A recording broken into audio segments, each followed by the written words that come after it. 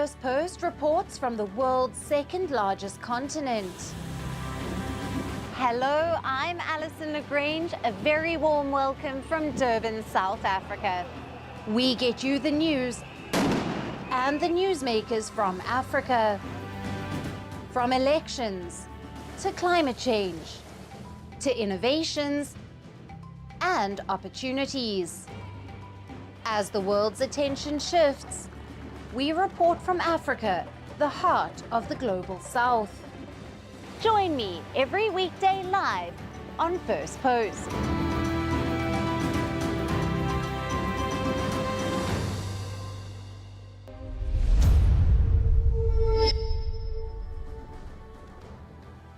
Hello and welcome to Firstpost Africa, where we get you the top stories from the continent and from across the world.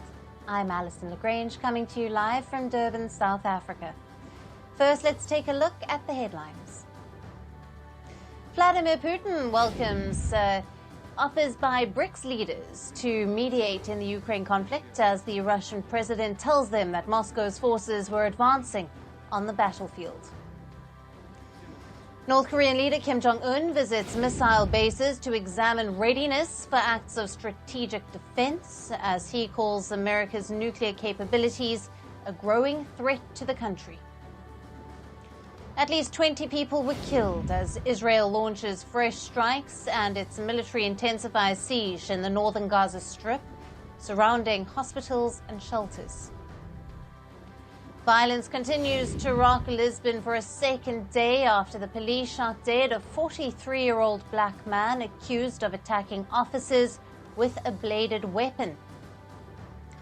And unrest returns to Bangladesh as protesters clashed with riot police outside the president's residence, demanding his resignation and accusing him of residual loyalty to the former Prime Minister Sheikh Hasina.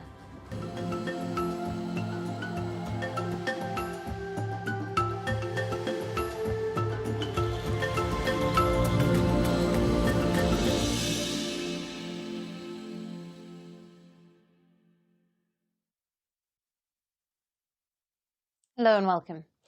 We start with the updates coming in from the ongoing BRICS summit in Russia.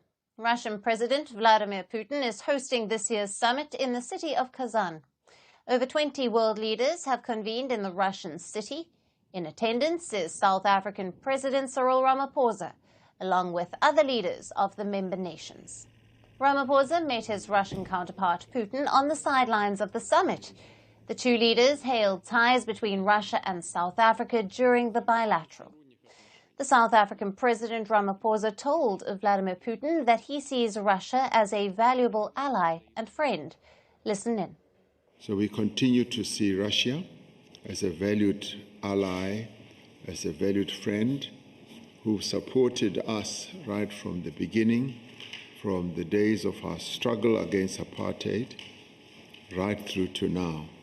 So we're really delighted to be here and to know that we are going to have important discussions here in Kazan within the BRICS family. So thank you very much for welcoming us. Russian President Vladimir Putin said that their ties are based on the principles of strategic partnership, equality and mutual respect. He also added that the countries are looking to further strengthen their economic partnership. Trade and economic relations between Russia and South Africa are generally at a good level. After a slight decline, trade turnover has begun to grow again, with growth amounting to 3% in January to August of this year. Of course, there is something we can work on together in terms of increasing and diversifying mutual trade and investment. Promising areas of cooperation include energy, industry, agriculture, science, and innovation. Last year, South Africa hosted the annual BRICS summit in Johannesburg. However, it found itself in a diplomatic dilemma over the participation of Russian President Putin. The International Criminal Court, the ICC, last year issued an arrest warrant against the Russian president over the alleged deportation of Ukrainian children to Russia. As a member of the ICC, South Africa was obligated to arrest Putin if he stepped foot on its territory. However, South Africa avoided angering both Moscow and its major Western economic partners by agreeing that Putin would not attend the summit. South Africa has strong economic ties with the Western nations as compared to Russia. However, the relations between Pretoria and Moscow go back decades, when Russia supported South Africa's ruling African National Congress Party during its fight against apartheid. Pretoria has maintained a neutral stance on the ongoing Russia-Ukraine war. It has abstained from UN resolutions condemning Russia's invasion. But it has also called for an end to the conflict, spearheading an African peace mission to both countries last year. Their stance also converged on the Israel-Hamas conflict, with both the leaders condemning Israeli offensive in Gaza. Leaders of other African countries are also attending the three-day BRICS summit in Russia. These include Egyptian President Abdel Fattah el-Sisi and the Ethiopian Prime Minister Abiy Ahmed. The BRICS bloc of developing economies that initially comprised of Brazil, Russia, India, China and South Africa extended invitations last year to include Egypt, Ethiopia, Iran, Saudi Arabia and the UAE. After these countries applied for membership. Now, Saudi Arabia is yet to formally join, but the others have. Observers see the BRICS expansion as a way to counterbalance the Western clout. Several African nations have expressed their will to join the bloc, including Algeria, Nigeria, the Democratic Republic of Congo, Comoros, and Gabon.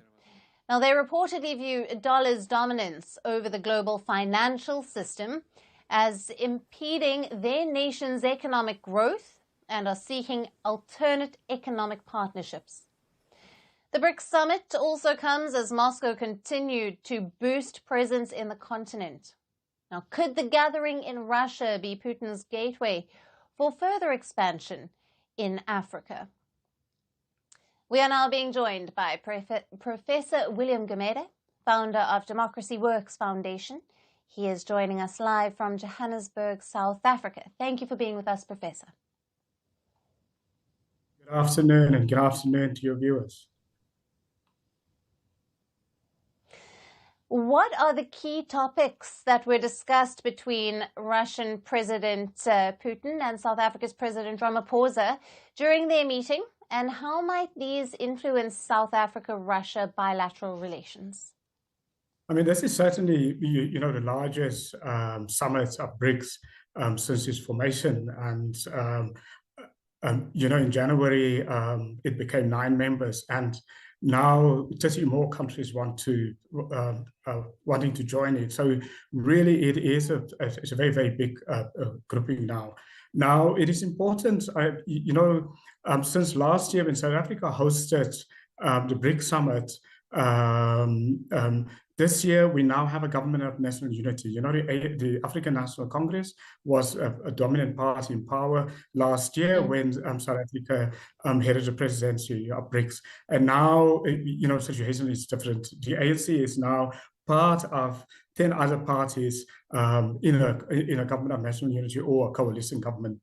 So I think it is very, very controversial for Ramaphosa to make a statement to say that South Africa is a big ally of Russia. It would have been better to say that the ANC remains an ally of Russia, because the government of national unity, it is not party positions. So the ANC's positions, party positions, don't hold sway anymore. It has to reach consensus with its GNU partners to come up with a new policy of engagement and also engagement globally. Sure. Now, given the geopolitical complexity surrounding Russia's global standing, how does South Africa balance its non-aligned stance while engaging with President Putin at BRICS? Of course, last year was tricky as it was being hosted here. No, it's important that South Africa, yes, it's a member of BRICS, but it almost must follow the way India and Brazil conduct their foreign policy. They're still part of BRICS, but they also criticize Russia for example, and they also extract concessions out of Russia. I mean, South Africa, as part of BRICS, have extracted the least concessions from Russia for its partnership with Russia. I mean, President Putin just now in his statement said that there was only a 3% growth in trade between South Africa and Russia. You know, that really is unacceptable if South Africa is a partner in BRICS. I mean, but, you know, the reality is if South Africa's Western partners and South Africa's African partners trade more with South Africa than Russia is trading with South Africa. So it is very, very important that the government of South Africa's new government of national unity take a balanced approach, looking at what would a balanced approach mean in terms of foreign policy. The first question must be asked, is it in the interest of South Africa? Can it bring growth in South Africa? Can it bring peace in South Africa and stability in South Africa? So South Africa's interest must be first. And unfortunately, so far, if you listen to President Ramaphosa's comments now, he said that South Africa is close to Russia because of Russia's past support of the ANC. Now, a country cannot have a foreign policy based on the past and past allegiances. You know, foreign policy will have to be based on the present, and South Africa's foreign policy must be based on the present, based on, you know, what is in the interest of South Africa now, what is in the interest of growth, employment, and peace in South Africa and in the region now. Right, and Professor, did the meeting provide any updates or changes to South Africa's position on the Russia-Ukraine conflict, especially considering the international pressure from Western allies?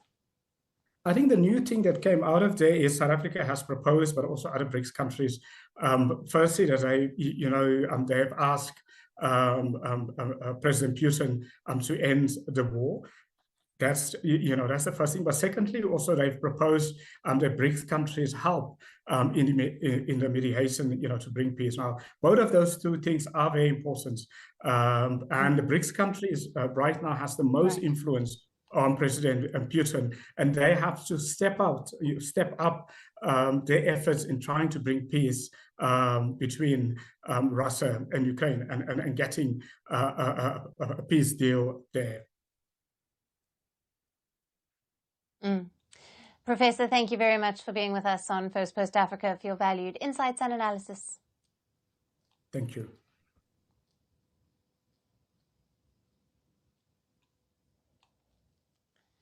Now let's turn to the Western Sahara, where a land dispute is intensifying the conflict between neighbours Morocco and Algeria. For decades, the two nations have been at odds over the disputed territory, and any effort to resolve the issue has proven ineffective. This includes the latest proposal by United Nations envoy to end the decades-long conflict. Now, before telling you about this proposal, let us first explain what the conflict is. Now, the dispute is over Western Sahara, a sparsely populated area on the northwest coast of Africa. The region is largely controlled by Morocco. However, an Algeria-backed movement has been demanding a separate nation there, named the Sahrawi Republic. Now, the dispute dates back to 1975, when colonial power Spain pulled out of the territory. Morocco and Mauritania then divided the region among themselves. However, the Algeria-backed Polisario Front launched a military struggle against the occupation. Mauritania withdrew and left the area to Morocco, which has maintained its claim over the region. It now controls over 80% of the Western Sahara. Algeria does not claim the area, but has lent military, financial, and other kinds of support to the Polisario movement. Now, over the years, multiple efforts to end the conflict have failed. In the latest, the United Nations envoy to Western Sahara has proposed dividing the Western Sahara between Morocco and the Polisario Front to resolve the issue. Now, the idea was floated by Stefan de Mistura, an Italian-Swedish diplomat who has been the UN Secretary-General Antonio Guterres' personal envoy for the territory for the past 3 years. But his idea has been rejected by both Morocco and the Polisario Front. Morocco's foreign minister firmly reacted by saying the proposal is outrightly unacceptable. He said that Rabat will not negotiate its sovereignty over Western Sahara. The Polisario Front says that the plan fails to enshrine the Sahrawi people's right to self-determination. Both sides have their own proposals for the territorial issue. Now, Rabat advocates a plan for limited autonomy for Western Sahara under Moroccan sovereignty. Meanwhile, the Polisario Front is calling for a referendum on self-determination under the aegis of the United Nations.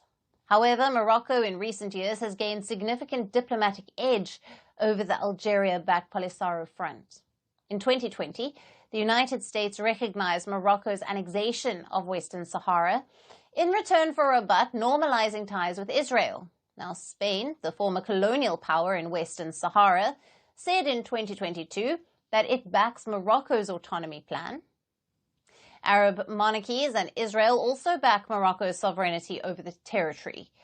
While in July this year, in a diplomatic turnabout, France became the second permanent Security Council member to back Morocco's claim. Algeria, which shared close ties with Paris, reacted to the French position by recalling its ambassador to Paris.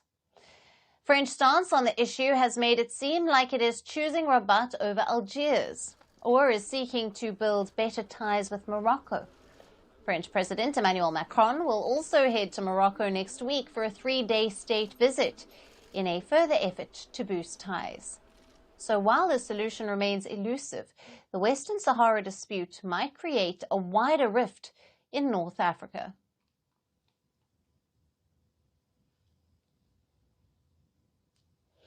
Let's now shift focus to Ghana, where the Speaker of the West African country's parliament has suspended the proceedings indefinitely. Speaker of Ghana's parliament, Alban Bagbin, suspended the proceedings of the House indefinitely on Tuesday after there were chaotic scenes over which political party held the majority in parliament. I have consulted leadership, and I am exercising my discretion to decide to suspend the meeting of the House indefinitely. The House is accordingly adjourned sine die.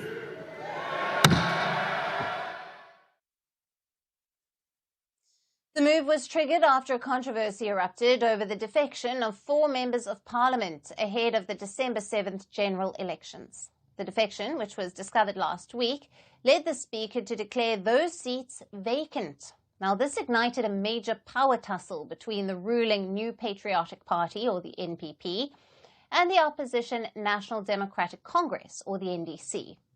Reports suggest that the NPP legislators had staged a walkout of the chambers of Parliament after there was a disagreement over the seating arrangement of the legislators. Now, visuals on social media showed that the NDC lawmakers, on the other hand, were dancing, singing songs and marching around the chambers. Now, Ghana is often regarded as a beacon of political stability in a region prone to unrest and coups. Then why did the Speaker have to suspend the proceedings?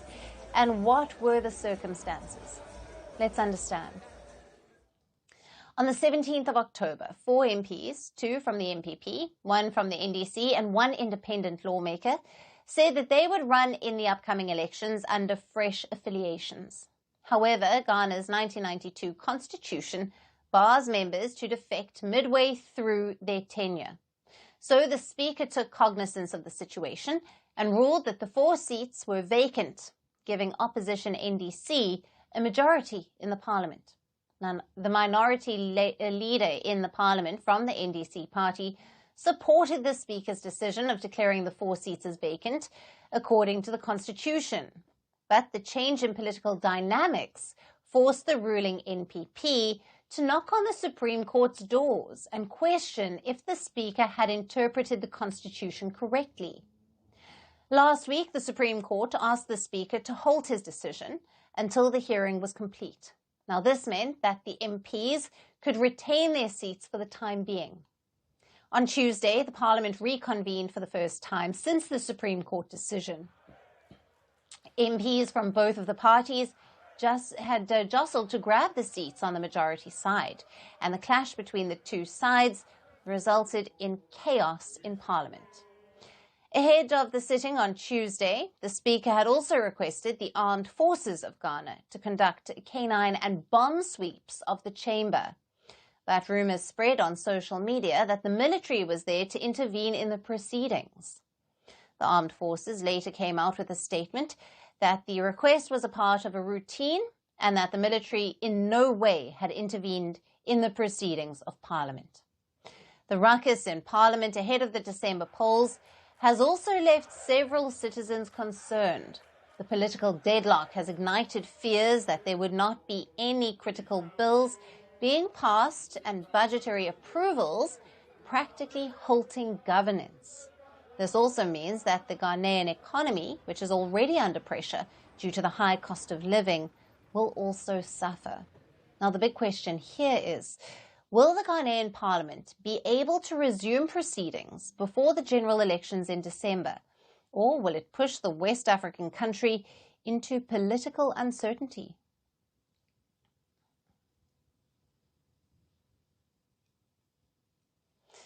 In a world where traditions are generally valued and preserved, the North African country of Tunisia seems to be keeping up with its own, that of firing the coach of their football team. Tunisia's Football Federation said on Tuesday that it had fired the manager of its national football team, Fawzi Benzarti, just 3 months after the 74-year-old was appointed to the role. Now, the decision was made after Tunisia suffered a shocking home defeat at the hands of Comoros Island in an African Cup of Nations qualifier match earlier this month. On the 11th of October, Tunisia were defeated 1-0 by the Comoros, making this their first home defeat in a Cup of Nations qualifier since 2010, when Botswana prevailed over Tunisia in a similar Cup of Nations qualifier. Tunisia has won the Africa Cup of Nations only once, in 2004. So who is the sacked coach, Fawzi Benzarti? And for how long has he been coaching Tunisia? Let's take a look. 74-year-old Benzarti took over the role as the coach for a 4th time in September at the start of the 2025 Cup of Nations qualifiers. He had previous stints as Tunisia's coach in 1994, 2010 and 2018. Benzarti is known to have coached some of the top clubs in Tunisia, such as the Ethiopian. Now, during his brief 4th stint, Benzarti oversaw 4 matches in the 2025 Cup of Nations qualifying campaign. Under his leadership, the Tunisian football team won 2 group matches against Madagascar and Gambia. In a subsequent match, after their defeat from the Comoros on the 11th of October, Tunisia drew 1-1 with the Indian Ocean Islanders. But despite that Tunisia continues to remain on top of the Group A table for the Africa Cup of Nations qualification, they have a total of 7 points. Now, this is followed by the Comoros with 6 points, Gambia with 5 points, and Madagascar with just 2 points. However, this is not the first time that Tunisia has fired the coach of its national team. Earlier this year, Tunisia had also sacked Montasser Luichi after they drew 0-0 in a match with Namibia. In January, Kadri had also left his role as the coach of Tunisia following the side's surprise early exit from the Africa Cup of Nations. But does this setback from the Comoros and the firing of Fawzi Benzarti mean that Tunisia's chances of qualifying have become grim? The answer is no. Tunisia still has 2 more matches to play against Gambia and Madagascar next month, and if they finish in the top 2 places in Group A, they still have a chance to secure a record-extending 17th successive appearance in the Cup of Nations finals.